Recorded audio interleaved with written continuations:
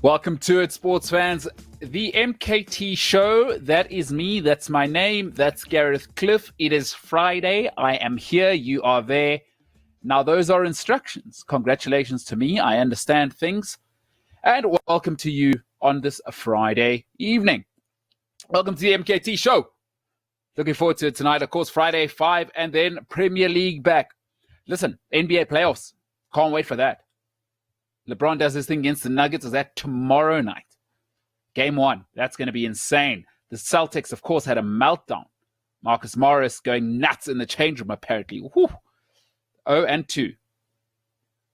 0-2. That's going to be tough. That's going to be tough to come back from. Jimmy Buckets is doing the business. But today, all Premier League all the time. All Premier League all the time. 2 big signings. We'll talk about that, of course, in Liverpool and then, of course, in North London. But as we do every single Friday, welcome to it. It is Friday 5. We'll start with the Friday 5. Today, I'm going to tell you, because there's new signings, there's new people. Everyone's getting excited now. I think people have got it wrong, and I think something incredible has happened in the north of London. Something incredible has gone down in North London on the white side of North London. And people aren't reacting correctly to it. I thought I'd give you my 5 best players in the EPL right now. Right now, as it stands right now. At number 5, this one's quite easy because he's had 2 incredible seasons. Right, he's just signed a new deal. He's the guy now. He's wearing the number 14. And listen, the expectation is killer. The expectation is always the killer. At number 5, he's got 20 twice in a row. He's probably going to win the Golden Boot this year. I think they feed him. He does incredibly off the left. It looks like he's got that Henry thing going. Ladies and gentlemen, at number 5, the one and only Gabon's finest, Pierre-Emerick Aubameyang. He's the skipper now. He seems to embrace it. He seems to be loved. He stayed, could have gone any way he wanted. Brilliant player. Brilliant player. Top 3 striker in the league right now, no doubt. At number 4, listen, this guy's insane. I think there's a bit of disrespect because people don't like Man City because of the way they've operated. They've come in, people like Man City. It's like anyone who's ever been a bully, right? Bullies don't like to be bullied. Man United bullied everybody for 15 years financially. They bought everyone from Newcastle. They stole Andy Cole. No one talks about that. Right? They bullied Newcastle out of probably the best English striker of that generation. People think Shearer, I think Cole. Right? No one talks about Man United with a bully at a stage. Right? They don't like Man City because Man City's bullying everybody now. But this guy doesn't get enough credit. Do you realize in the 9 seasons he's been at Man City, this is remarkable. In the 9 seasons he's been at Man City, he's only ever had 3 seasons where he didn't score 20 goals in the season. At number 4, I mean, he's for me, this guy is just, he's certainly the best in the last 5 years. I wouldn't take him over Drogba, but okay, whatever. So he's certainly the best in the last 5 years in terms of a pure out-and-out striker. Right, he's Man City's finest of all time. He's Man City's greatest player of all time. I don't think there's any doubt there. At number 4, the one and only, has a child with Diego Maradona's blood running through it. The one and only, Kun Aguero. Sergio Aguero's spectacular. He's still the guy. He's 32 years old, and he's going to be angry this season. It's his last season. It's probably Pep's last season. If you think this guy is going out the league without at least 25 goals, you've lost your mind. And I think people are starting to think, hey, Jesus is the guy. He'll want to sort that out. He's not leaving. People like this don't leave a loser. Remember Fergie, obviously that insane season, Aguero was at fault for Fergie staying 1 more season. Aguero doesn't score that goal. Fergie probably retires after winning the league. What did Fergie do? He comes back, leaves on his own terms. If you think this guy's not getting at least 25 this season, and they're gonna, I think they'll probably win the league. Sergio Aguero, number 4. At number 3, he's Africa's finest at the moment. He is Africa's finest player at the moment. People, it's probably a tough one because they've got 2 really, really strong candidates at this club for Africa's finest. But he's comfortably Africa's finest at the moment. When he moved from Southampton, everybody thought, we don't know. We like his physicality, but technically, can he be consistent? Because he wasn't that at Southampton. Well, the last 2 seasons have proven he's easily the best player in Merseyside. For me, he's Liverpool's best player. He's quite unbelievable. Receding hairline and all. Got the worst hairlines in the world. Has an iPhone 2, I think. Have you seen that famous photo? Humble, never heard, does all his talking on the pitch. A quite incredible player. He's got it all. Power, pace, finesse, touch, ball control, and really his first touch is out of this world. Scores spectacular goals for fun, ladies and gentlemen. At number 3, the one and only Sadio Mane. He's unstoppable. He is unstoppable. He goes left, he goes right, and he's so unselfish. He's so unselfish. His productivity, considering how unselfish he is off the charts. He is absolutely spectacular. Liverpool's best player on my cards. And I don't think it's close, quite frankly. I like the other guy, but the other guy doesn't pass and takes the penalties. Not always all about stats. This guy, selfish running. I mean, the selfless running. Name one thing this guy doesn't do. There's a few things Salah does not do. He'll hit the byline. He'll whip it in. He'll give that extra pass to Salah. Right? And we saw last season when they had the fallout. Like, pass me the ball when I'm in. Incredible player. Sadio Mane. Definitely top 5 best in the world as we speak. Brilliant, brilliant player. At number 2, look, it's not close. I think this guy is, he's a spectacular player. What is it he can't do? He could probably play 6. He could play 8. He can play out wide. We've seen him play every single position. He can hit it on the left. He can hit it on the right. Tremendous set piece taker. Takes corners. Left foot, right foot. Doesn't matter. Arrives late in the box. He scores every type of goal you want a dynamic playmaker to score. He can play in the number 10 role. And nobody's really sure what position he is. He is the positionless midfielder. He is the positionless midfielder. And folks, even as a Chelsea fan, I have to admit now it's getting a little bit scary. Because we sold him for nothing to the Bundesliga. He is quite scary. Left foot, right foot. Belgium's second best player. Let's not get crazy. Eden Hazard, still the king. But this guy he's it. He's premier. Ladies and gentlemen, current Premier League player of the year, Kevin De Bruyne. He's at number 2. He's at number 2. Name a better player from last season that was in the league. This guy's out of this world. Absolutely spectacular. Still, Eden Hazard. Hazard's got that extra bit of touch, that extra bit of special. Hazard isn't a stats guy, but this guy, machine, absolute machine, and there's nothing he can't do. Absolutely love him. Look, at number 1, I don't understand this. So I woke up to the nightmare I didn't wake up to it this afternoon at work. I have all my alerts on my phone. And they said he's driving in. And there was the video. Daniel Levy had done it again. Stop telling me he's done because Zinedine Zidane fell out of love with him. Eric Cantona took a year off. Right? It fell apart at Leeds. He wanted to retire. He was done with football, came back to Manchester United, and the rest is history. Don't tell me a year off because a coach hates you. This isn't the first time that's happened. Nicolas Anelka. It happens. Take a year off. People hate you. Anelka left. Came back. Real Madrid didn't work out. Came back. Was unbelievable at Arsenal. Was unbelievable at Chelsea. These things happen. Take a year off. Manager doesn't like you. It's okay. Happens all the time. But let's not be stupid. Cristiano Ronaldo couldn't win without this guy at Real Madrid. He's one of the finest athletes you've ever seen. That football's ever seen. I don't just mean now. Ever seen. The criticism is he gets injured too much. Listen, folks, he's had a year off. He's probably really in a 29-year-old's body. He looks after himself. He's the ultimate pro. He's the ultimate pro. I mean, probably not Ronaldo because that's a different level. But he's the ultimate pro. 3 Champions League titles in a row. He's still in prime shape. He's still the A guy anywhere you go. He really should be at Bayern Munich. I don't know what the big clubs are doing not signing this guy. But immediately when he signed, best player in the Premier League. Best player in the Premier League. It's not close either. Don't tell me Kevin De Bruyne. Listen, Kevin De Bruyne had his chance to be this guy. Because this guy went from Tottenham to Real Madrid and Cristiano Ronaldo couldn't win the Champions League without him and he put them over the top. Kevin De Bruyne, how much more help do you want? If you're the guy, how much help do you want? David Silva, Bernardo Silva, Riyad Mahrez, Jesus. What do you want? Bernard Mendy. You had company for 2 years. So listen, De Bruyne has had the players. He couldn't take them to the promised land. This guy went and took Real Madrid to the promised land 3 times. Without him, Cristiano Ronaldo couldn't do it.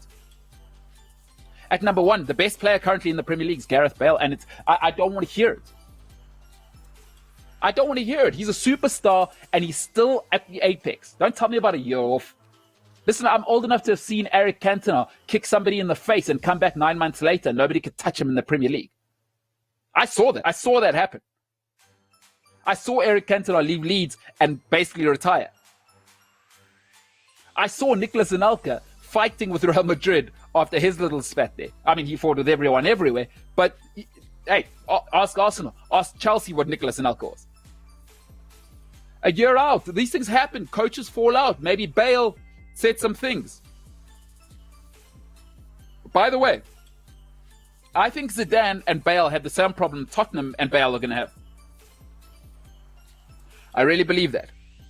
Because when Zidane, obviously the first time round, when Bale arrived, Bale felt lucky to be in the presence of Zinedine Zidane in Real Madrid. When Zidane came back, Bale says, hey, I'm the guy who took you to 3 Champions League titles. You couldn't do it with Ronaldo until I came. I'm the big dog now. And I think there was probably an imbalance there. Bale's like, I don't want to play left back. I don't want to track back. You didn't make Ronaldo track back. Why are you making me track back? I'm the guy. Why did you go and get Eden Hazard? I'm here. That's what happened with Gareth Bale. He's apex. He's still top 3. For me, I take Ronaldo, I take Messi, and I take Bale. Everybody else wait in the line. Listen, I take Hazard as well, but Hazard's not currently not playing. He's got that broken ankle. But of the people that are fit right now on the planet, Neymar, get the hell out of here. I don't want to hear that. Gareth Bale's better than Neymar. I'm sorry. I'm sorry. Gareth Bale's the guy. You've seen the legendary goals. Gareth Bale scored the best goal the Champions League finals ever seen, by the way. That bicycle kick against Juventus does not get enough credit. I know everybody loves Zidane's volley. Gareth Bale is the best player in the Premier League right now. He's still at his apex, and it's not close. And I don't want to hear it. Best in the business. GB11, welcome back. Do I think it's going to work at Tottenham? Do I think he'll get 25 Premier League goals? Yes, I do. Yes, I do. It's going to get messy. Kane now, I think we'll start to see the best of Harry Kane. Because now I think when Harry Kane's the second guy and not the guy, because we've seen he can't handle the pressure. Tap-ins, just do your thing, take penalties, Harry. Don't worry about pressure. Bale will probably do the press media stuff. Don't worry about it. We got this. Harry, you just stay up front and do nothing. And then tap it in. Which is a skill, by the way. Ruud van Nistelrooy. Tap in king. GB11. Dave, give me that top 5 again.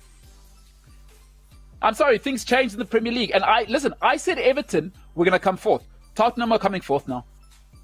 Bale's had a year off. If you're accusing him of the injuries, he's had his year off. His body's recovered. He's the ultimate pro. He hasn't let himself go. He's not one of those guys.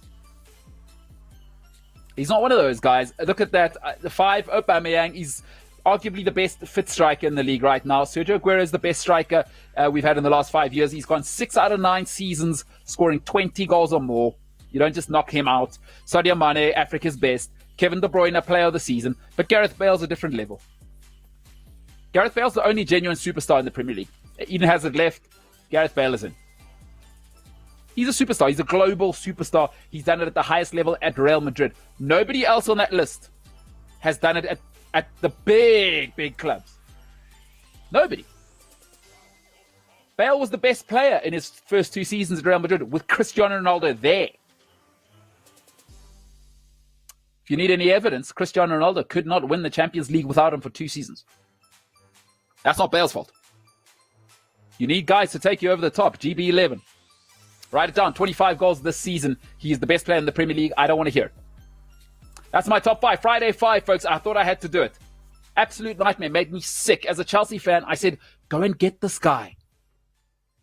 Callum Hudson-Odoi, let him go to Munich. There's a lot I don't like about Hudson-Odoi off the field. There's a lot of stuff coming out. I'm speaking to a few friends who live there who really know what's going on at Chelsea. I've got some character concerns. Let Hudson-Odoi go. And I love keeping the Chelsea kids, but I'm out when the character's poor. I don't love Hudson-Odoi, but hey, quality young player. I would have preferred Bale. Let's move on to this. Another big signing. Merseyside. They're happy. He was probably man of the match, probably man of the tournament, really, for Bayern Munich. They've made a big signing. It's around £30 million, so good money. There's caution there. But Thiago Alcantara is in town, folks. He is in town. And people are saying this is the piece that Liverpool were missing. Remember, they had 3 really functional midfielders. It'll be interesting to see how they make it work. Will he start all season? I don't think so. I think what this might tell you is Gini Wijnaldum's off. Barcelona are only going to come calling once in your career. Wijnaldum's 28 now. He'll want to join somebody who respects him. He loved them at Holland. And he's perfect. He's really a beautiful technical player, is Wijnaldum. Very underestimated. I think the poor man's Clarence Seedorf, I might call him. Thiago Alcantara, a lot of people are telling me that Liverpool got the better deal than Spurs today. I want to punch them in the face, but I'm not a violent person. Like, let's not be stupid. I like Thiago. Listen, I watched him play when he was under 21 captain. Everything I've read about him, he's a leader. Everybody loves him in Spain. And I like him. I think he's a high-quality player. He's an A-grade player. Availability is your greatest ability, though. Let's have a look at his numbers in the last 10 seasons. I have my concerns. This is the Premier League. No week off. No week off. And I don't like to judge a player 1 season, 2 seasons. That was Thiago's apex season this past season. And I still think the Champions League is not the hardest. That's not how you tell a quality player, right? It's not the hardest thing to win. It's a cup tournament. It's the second toughest tournament in world football. The Premier League's the real deal. But here's my concerns with Thiago. And I love him as a player. Great game controller, great tempo controller. I just worry, can he stay on the pitch? And I like to see average, not just the last 2 seasons. In the last 10 seasons, right, he's only survived 30 games once. I'm afraid in the Premier League, if you can't play 35 games, 33 at least, you can't really affect the season. I'm going to need 33 games out of him. If he couldn't do 30 in the Bundesliga for the last 1, 2, 3, 4, 5, 6, 7 seasons, what's the likelihood he'd be able to do that in the Premier League? Because there aren't any days off in the Premier League. There's international quality 1 to 20. Bayern Munich have 3, 4 tough games a season, if that. I don't like this number. 21.6 is his average in the last 10 years. And players, as they get older, don't get fitter. They don't. Injured young, injured old. This year was the anomaly. And he still had a lot of injuries, by the way. He only played 24 games this season. That matters. That matters. And this is, German football is tempo control. The Premier League, helter-skelter. Unless they're keeping Wijnaldum and they're going to rotate them, I don't see how this guy lasts a season. I don't see it. And I like the quality, but availability is your greatest ability. I've always said this. And I like Thiago. I thought he was outstanding at Barcelona, but the injuries... Listen, his brother is the same thing. It was clear that he was a wunderkind. But Rafinha can't stay fit. Barcelona had to let him go. But Rafinha is some player. He is some player. By the way, if you haven't seen his brother Rafinha, incredible physique. Almost looks like a mini Hulk. Of course, they're both Brazilian, and their father was part of the famous Brazilian 94 team that won the World Cup. So a serious pedigree. Serious pedigree. Then everybody's saying to me, yes, but Bale can't stay fit either. Can't he? Like I told you, you got to look over a long span. Don't just look when you want to look and try and manipulate the numbers. Let's look at Gareth Bale's last 10 seasons. What do those numbers say? Because those numbers tell your story. You shouldn't compare these two in terms of health. Bale's numbers 19-20. He played 16 games only because he had a fallout with his manager. No, he wasn't injured. But his average over the last 10 seasons is 27 games. That's not conjecture. That's not how I feel. They're the numbers. So just on the ability to be available. And most important, Gareth Bale's shown me every single season he was the guy at Spurs. The least he played was 30 games. And he was a little rake back then. Gareth Bale's got the man body now. He's at basically a season off. You cannot tell me that Liverpool have got the better deal here. I believe Spurs have got the best player in the Premier League, but they got to revive Bale. Is it going to work with Mourinho and Tottenham? I think it'll work with Mourinho. I just don't think it'll work with Tottenham because you know what it's like? Is they sent him out a puppy, but he's come back fully grown. You ever seen those people who, like, they don't realize when their dogs are too big? So yeah, like, let them inside, let the dog sleep on the bed. But after 6 months, a pit bull is just too messy and too big and bumping everything over in the house. Gareth Bale left a child. He's come back a man. And by the way, he's done something that Tottenham will never do. 3 Champions League titles.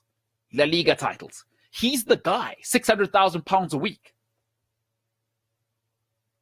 See, I said on Monday, is when you break up with somebody, never ever go back. Because the reason you broke up will always exist. You know what the reason was? And we've all got this in life. I had it with a previous girlfriend. So I'm speaking from personal experience.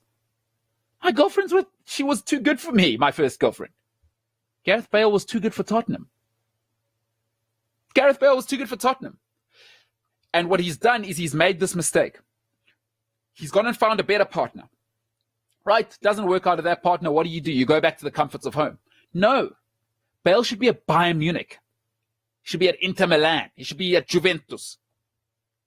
At the cutting edge. Because I'll tell you what happens when you come back. It's like, oh, no. I was right. Tottenham are thinking, yeah. No, he's our level. In Bale's mind, he knows he's better than everybody. There's going to be, listen, expectations, always the killer. Tottenham expect him to be humble, to be the same Bale. Hey, we gave you everything. Gareth Bale says, I went to Real Madrid. La Decima. I did La Decima. That was me. Ronaldo couldn't win without me. And now they start asking Bale, track back. He goes, who? Me? No, you've got the wrong man. No, you've got the wrong man. You track back. And that's going to be very, very different. When you get back together with your girlfriend, you're not the same guy. With your ladies, if you're out there with your man and you've been with somebody else, you've seen how good it is elsewhere. You come back and they've still got those old habits. Tottenham, still the same habits. We're just happy to be in the top 4. Remember, Bale's coming from an environment where winning the double is expected. The expectation is Champions League. Now when Gareth Bale comes back, what does he do? Let's win. We don't celebrate a draw at Arsenal. Right? I expect to win. I'm Gareth Bale.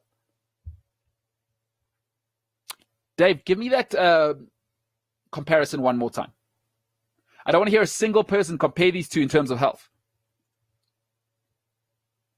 Gareth Bale averages 6 more games a season. 6 more games a season. So don't compare them for health and stop looking at one season, by the way.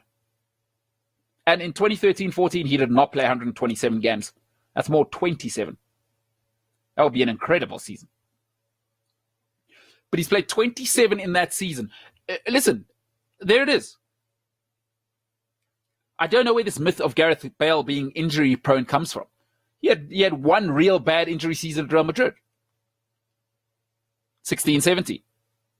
The rest, he's pitching up. Last season, his manager didn't want him.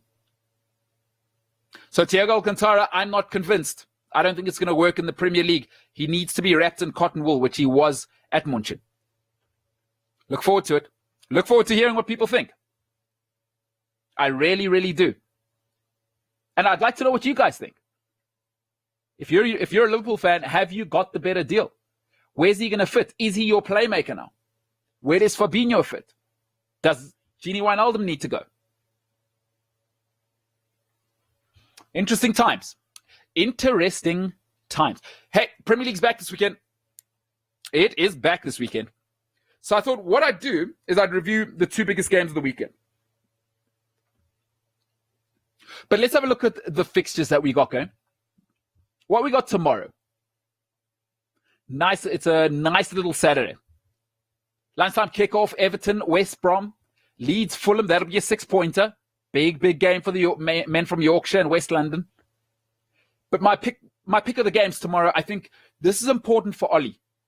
This is really important for Ollie because they do struggle against Palace. And I tell you what he does, the Zaha guy from Crystal Palace, he's always, Wan-Bissaka's terrific defensively. That's all he is, by the way, is when he crosses the halfway line, he gets a runny nose, a bloody nose, right? He doesn't know what to do. Blood rush to the head. But this is important for Ollie. He must win. He must win. Because I'll tell you what, if you want to be top 4, Everton are serious this season. I think 70 points is going to get you the top 4 spot this year. This isn't going to be one of those 65, 64 points. You're going to need 70 points. The level's up this year. Everton are serious. Spurs are serious. They just got Bale. I think I don't see a way for United to get in there if they don't win this game. They've got to make a statement early in the season. So looking forward to that. And I think it's going to be a 2-2 draw. Because I think Ollie has lots of problems he didn't want. He's probably dealing with Greenwood. He's dealing with Harry Maguire. And by the way, here's the problem. At that level, Lindelof and Bailly and other fit centre-backs, Chris Smalling's around. They'll say, hey, just because he's the captain, when he does things like that, he has to be treated equal. Now, here's what coaches will tell you. And here's what my mother's always told me. She says, I love my children. I love you both. She said that to us. I love you both equally, but I don't love you the same. I love you equally, but I'm not going to treat you the same. I'm the first son. My sister understands that. She's loved equally, but not the same. Footballers must understand that. Is that Ollie loves all of you the same, but he's not going to be treating you equally. You've got to understand that. Or you might say he'll treat you equally, but not the same. Look, Maguire is obviously the captain, but it's going to be a problem because Bailly's going to say, if I'd done that, there's no way I'm still at this club. That's real. Guys at the top have egos. So he's got that problem. Greenwood now. Listen, if I'm Danny James, I've been on my best behavior. I'm at Man United. I'm available. I didn't break quarantine. Why am I not playing?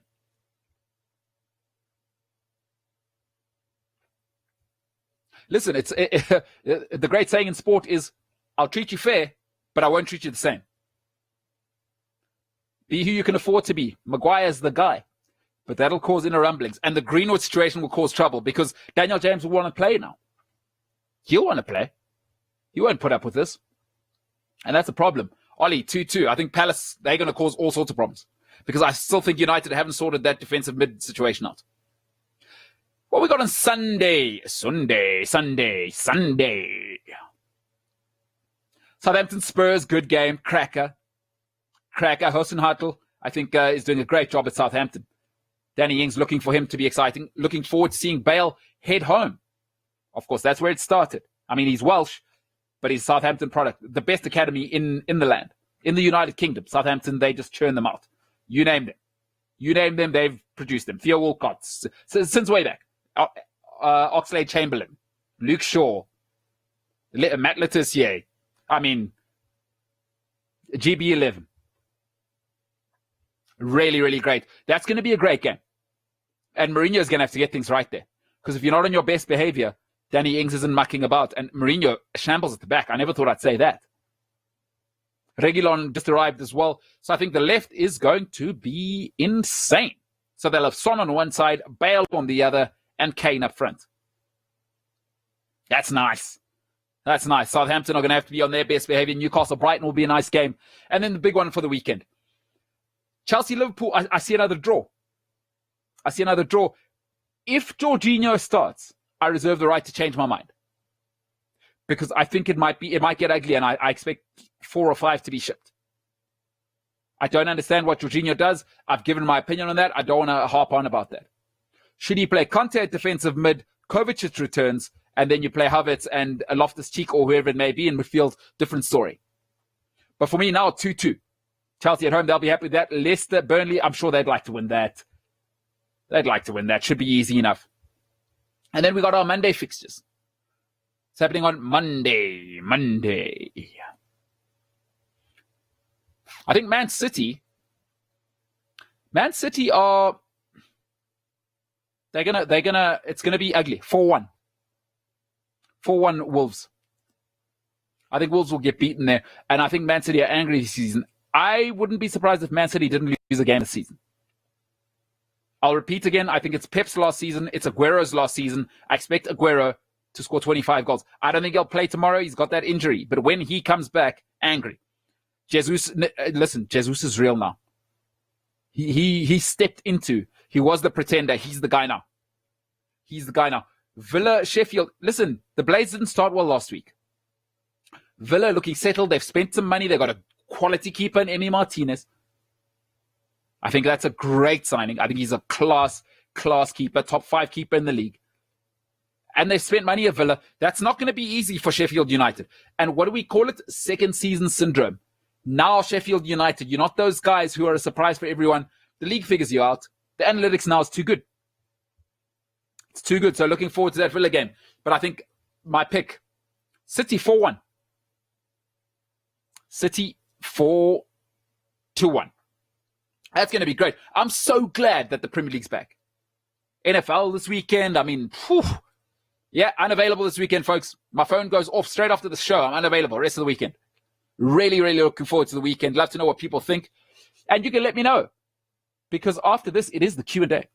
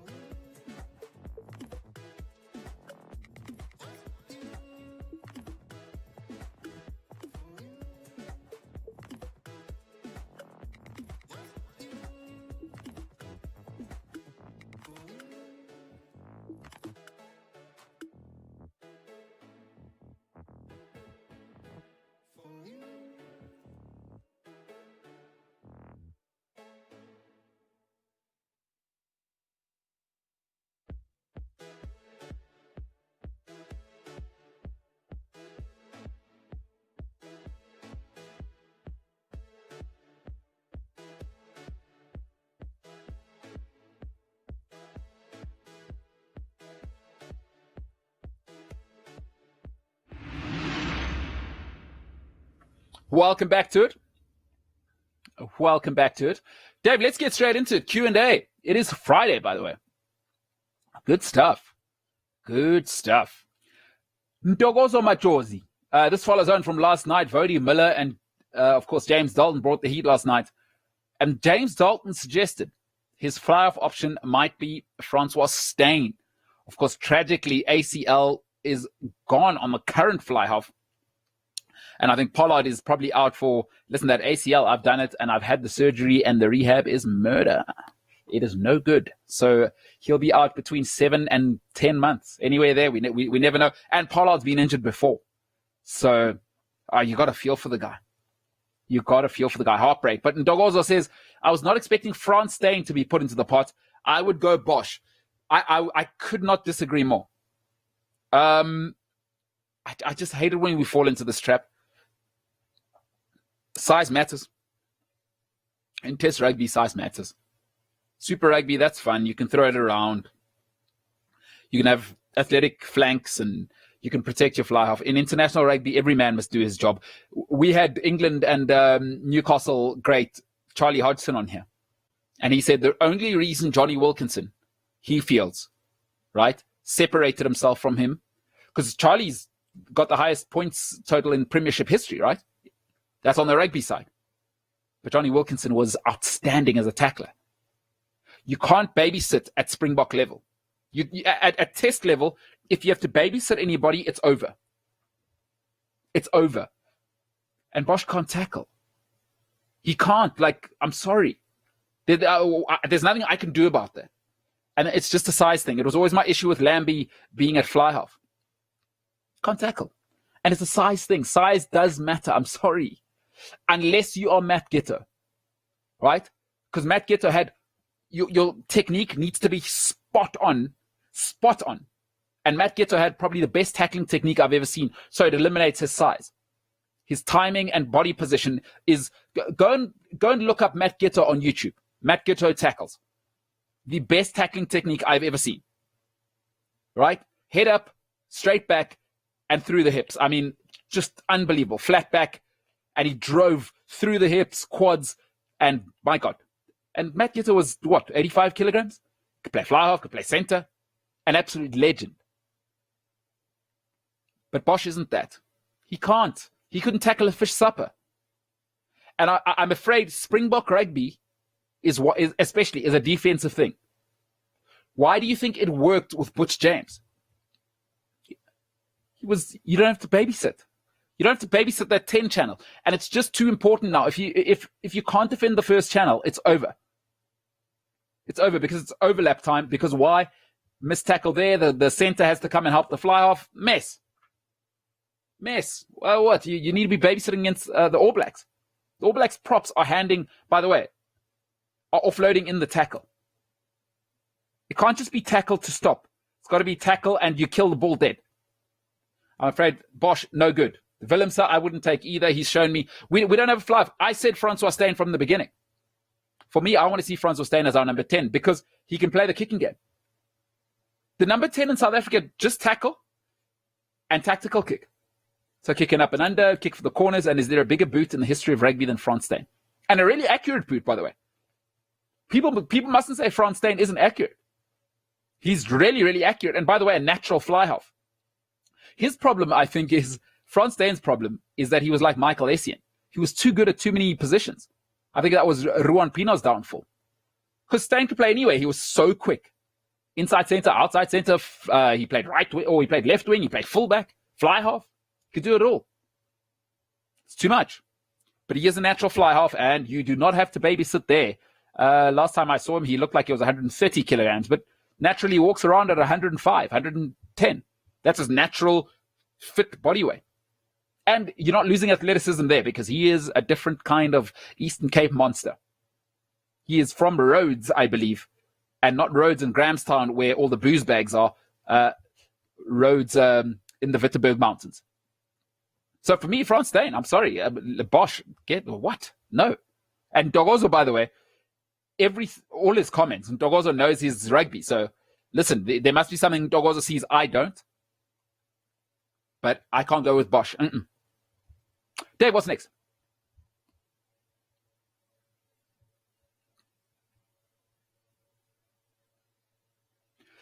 Cream cheese. Hamburg player banned for 5 games for assaulting a spectator.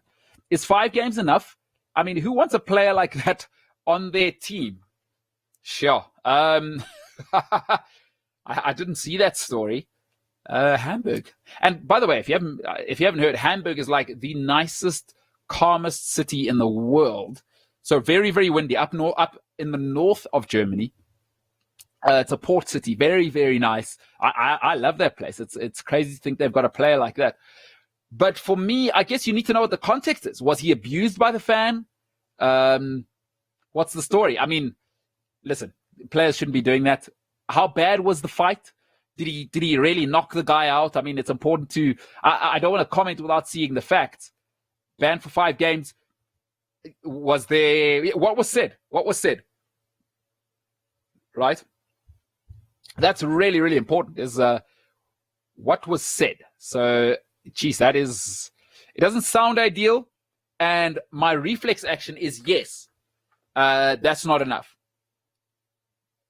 But if it's like the guy swore at your mom or called your sister this and that, I mean, what did Cantona get? 8 months. Is he a first-time offender? Because these things are important, you know. Because we saw what happened with Dyer. Luckily, Dyer didn't get a hold of the guy because the guy was being apparently quite offensive to Dyer's brother, and nothing happened to Dyer. Or he got a couple of games and a fine. 5 games is a lot. 5 games is a lot. So I'd probably need to see the case. Happy to comment on Monday. So let's hold that question. I'll have a look once I see the story, exactly what happened, what's coming out of the investigation. But generally for me, when players attack fans, I expect 6 months at least. So 5 games seems light. There might be mitigating circumstance.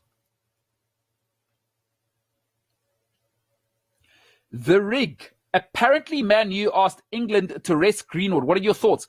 That is the most ridiculous thing I've ever heard. By the way, if you haven't seen this, Ole Gunnar Solskjaer lost his cool today in the press conference when asked about Greenwood.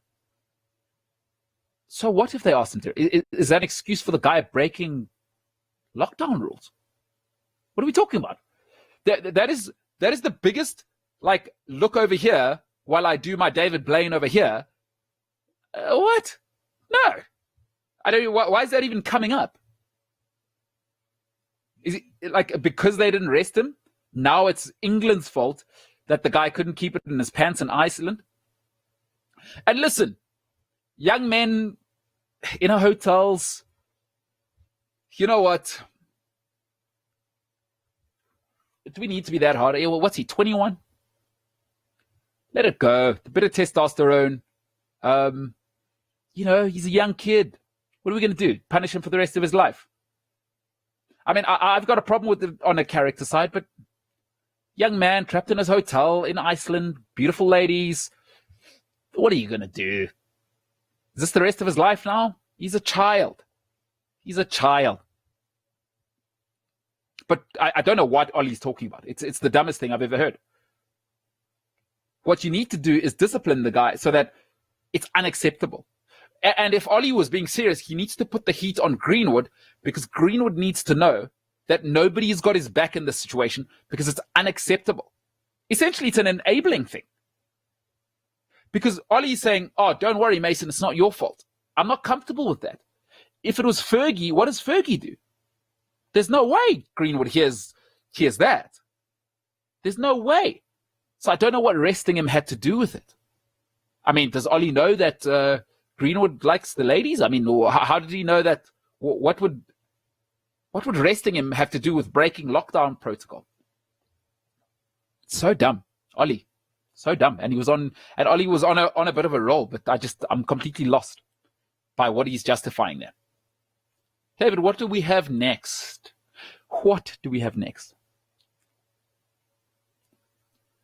Jean-Marie says, what's your prediction for US Open?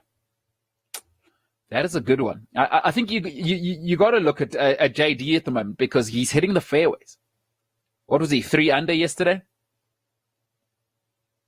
Think about Tiger as he sprays it all over the place. And we know the US Open, listen, don't be surprised if mine 4 or 5 over wins it at the Open. We know what they do. They try and, players come out every year and complain about the course at the US Open. If you didn't see the rough, what we might call, what do we call it in South Africa? A half jack? Yeah, I think it's called a half jack, or 450 ml beer can fitted in the rough. It disappeared into the rough. So tough. What's my prediction? Look for your iron players. So John Ram, I think that's likely. You never count Tiger out. I saw he was 1 under through 2 just now. Who do I really think? I think you can't look past JD. You can't. Or DJ, sorry, Dustin Johnson. He's the guy right now, right? His irons are red hot. And the US Open is all about accuracy. It doesn't matter. It does not matter what you do, right? Because you leave the driver in the bag. It's a nightmare. By the way, it is an absolute landmine trap, this US Open. It's the same every year. And trust me, you'll hear Monday morning players complaining it's too difficult. So I think you can't look past DJ. Maybe John Ram, just because his game's so hot right now. I would have said Morikawa, but he's not that accurate off the tee, actually. Morikawa's mini Tiger. I will recover from anywhere. Dustin Johnson, for me. So I always say Tiger. Tiger's a given asterisk, because he never counts him out. But DJ for me at the moment. Can't wait to watch. By the way, I'll be watching all of Sunday. Okay, Sunday I'm unavailable. I'll go NFL tomorrow night. Football, NFL. I got an international podcast. Hey, little flex here. My movie that I co-wrote just got into the Austin Film Festival, so no big deal there. Whatever. So I'll be doing an interview tomorrow night, 10 o'clock South African time. Then I'll go home, watch some NFL. Sunday morning, wake up, go for a run, and then it's golf, then it's Premier League, then I'm watching all of the golf in the world. Because I will stay up for a major Monday morning, exhausted. Probably going to get fired from work. I'm going to be exhausted on Monday morning. DJ, good luck. But hey, Tiger, come on, let's go. Let's go. Red Sunday. Ernst Spring, Giannis Antetokounmpo, MVP twice in a row. Do you agree with that? The MVP is such a dumb award. They should change the name. Maybe the award's not dumb, because you got to give it to Giannis. They had the best record in the league. But is he valuable to his team? Is he the most valuable? LeBron James is the most valuable player, because take LeBron out of the Lakers, they're a completely different team. Take Giannis out of his team, they probably win 65. They're really well coached and they got a good team. So do I think Giannis is the MVP? No. Did he get the best record? Yes. So no, he's not the most valuable. Is maybe what they should change it to the journalist's favorite player, because LeBron's the most valuable player in the league. If you don't believe me, go and look at every single team LeBron has left. Cleveland went from being a championship team to winning 20 games in the season. When he left Miami, what happened?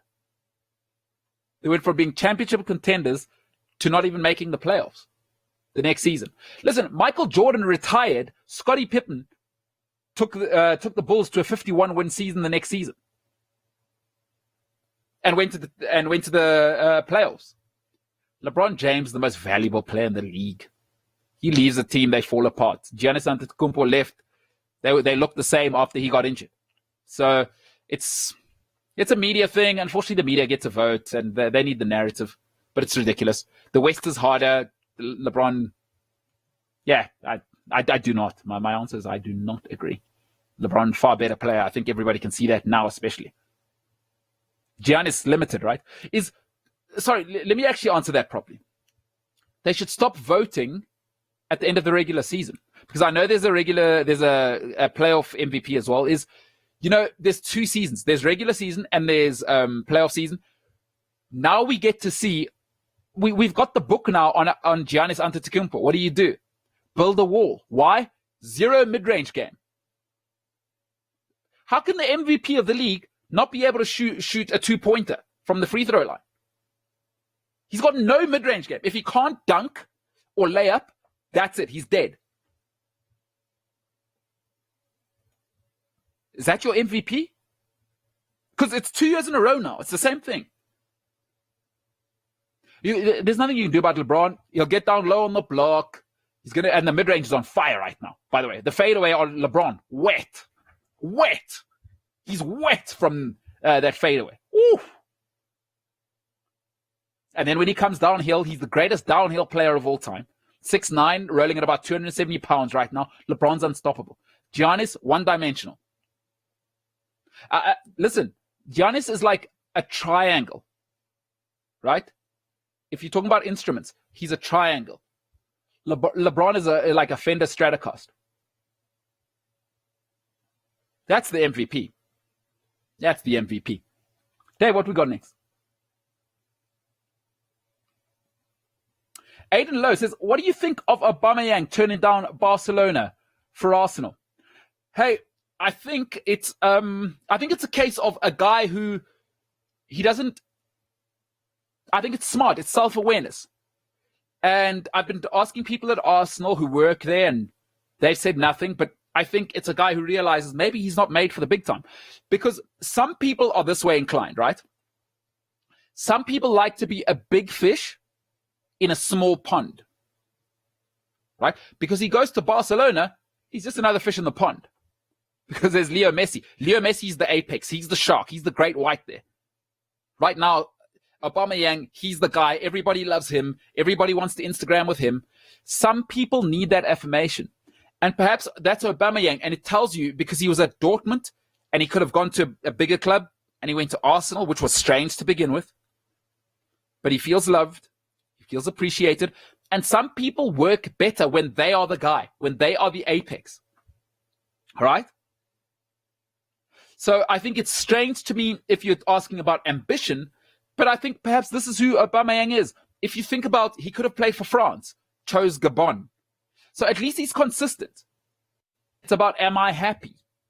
And I think a few people in the game, I'm pretty sure people talk. And by the way, this is just my opinion. People talk in the game. And I think there's a worry about something else with Aubameyang, because the big clubs really want you. If Barcelona really wanted Aubameyang, they give him £500,000 a week, they figure out the money, and we're not having this conversation. But there's other concerns. Go and look at his Instagram if you want to know what I mean. There's some stuff that comes with Aubameyang. And I'll tell you what the problem is at Barcelona for Aubameyang's personality. If you haven't read Pep Guardiola's book, very, very fascinating why Pep and Zlatan Ibrahimovic's relationship broke down. It was as simple as this. Zlatan wanted to come to practice in his Ferrari. Audi was the sponsor for Barcelona. Zlatan pitched up in his Ferrari once too many times. Pep Guardiola saw that. He approached him about it, and it was never the same again. Go and read Zlatan's book, I Am Zlatan, if you haven't read that, or Pep's book, brilliantly written by somebody who will be on the show pretty soon.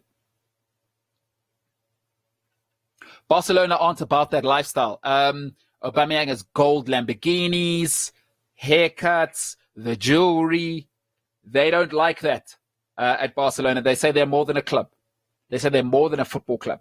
That is the club motto, more than a football club. So they don't like that in Catalonia, and we saw kind of a highlights package. What happened? And by the way, Zlatan was at the beast Zlatan. Beast Zlatan. Was he 28, 29? He just left Inter before Mourinho came and did a Mazzoline, as they say, and won the treble, right? He replaced Eto'o, and they weren't happy because Eto'o, a different character. He's a little wild off the field too, but he really curbed himself to become a great at Barcelona. Even Samuel Eto'o curbed himself. And Eto'o, we've seen, he's eccentric, but he's not Zlatan. So if a club like that has to handle Aubameyang, yeah, I think the big clubs have some concern about Aubameyang. It's why Bayern never went for him when he was the best striker in the Bundesliga. And so I think he's probably in his place. And listen, I can't be a hypocrite.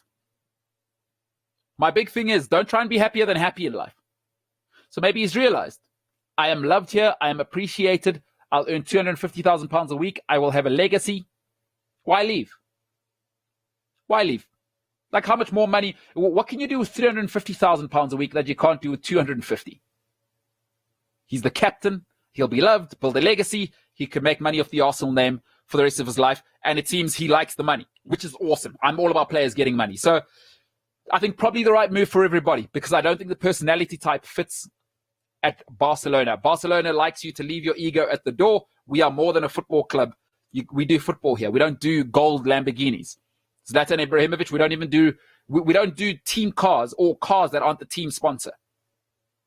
And I don't think Aubameyang likes that. He doesn't like to be knocked into shape. He likes to go Instagram live with troops. That does not happen at Barcelona, by the way. Not even Leo Messi's allowed his own little thing going there. That does not happen. We are in control. Catalonia, we do it our way. Different area. So, long way to say, best for everybody. Best for everybody, and good luck to him. And I think he'll have a great season at Arsenal. They will come top 6. The Rig says, is a positionless midfielder really a good thing? It's the new thing. It's the new thing. I think, when you've got the talent like Kevin De Bruyne, it's not for everyone. Because you need two things. And they both need to be 10 out of 10. Right? Is your technique needs to be 10 out of 10, because once you're positionless, here's the thing.